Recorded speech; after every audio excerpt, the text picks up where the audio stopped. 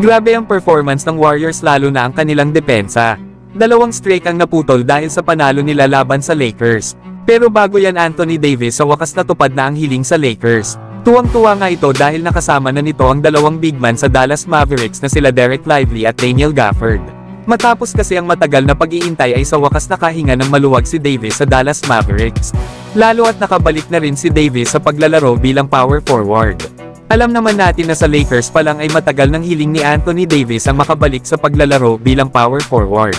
Kaya naman ay nag-request ito na kumuha ang kanilang kupunan ng isang big man na magiging sentro ng kanilang kupunan. At hindi nga ito nangyari hanggang sa matrade na lang si Davis dito sa Dallas Mavericks. Nasa naging panalo nga ng kanilang kupunan noong nakaraang araw sa Atlanta Hawks, ay sinabi ni Davis sa post-game interview, na itong setup nga daw na ito ay mas pinadali ang trabaho ni Davis. Lalo at nakagawa ito ng 34 points 15 rebounds at kasama na nga ang game-winning floater nito laban sa Hawks. Nasa depensa nga daw ay mas malaya si Davis na nakakagalaw.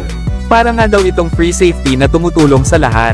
Nasa opensa naman daw ay mas mabilis na si Davis na nakakagalaw dahil nandyan daw si Daniel Gafford at Derek Lively. Kaya mas madali daw ito para kay Anthony Davis lalo at mas kaunti nga daw ang pressure sa depensa sa bawat pick and roll. Dagdag pa ni Anthony Davis mga idol. Ay alam daw nila kung gaano ka-dominate ng kanilang kupunan kapag nasa tamang kondisyon sila. Kaya kailangan nga daw nilang lumabas sa court at ipakita ang kanilang laro. Yan nga mga idol ang mga sinabi nitong si Anthony Davis matapos na makabalik na ito sa pagiging power forward.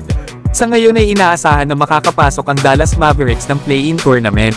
Lalo at kasalukuyan silang nasa pangsyam na pwesto sa Western Conference na may record na 38 wins and 39 losses.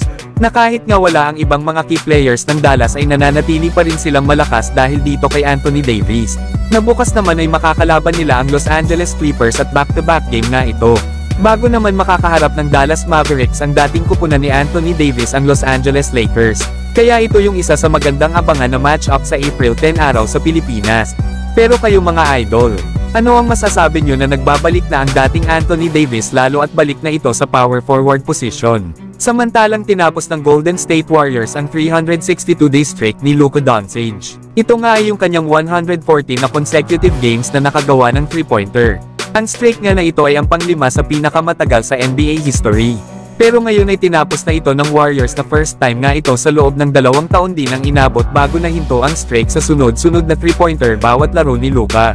Pangit din kasi talaga ng shooting ni Luka Doncic mga idol. Lalo at meron lang itong 6 out of 17 shooting sa field at 0 out of 6 naman ito sa 3-point area kanina. Aminado naman itong si Luka na hindi nga daw katanggap-tanggap ang kanyang naging performance kanina. Na kapag naglalaro nga daw ito ng ganito ay nagiging mahirap sa kanilang kupunan ang manalo. Pero tingnan natin bukas mga idol.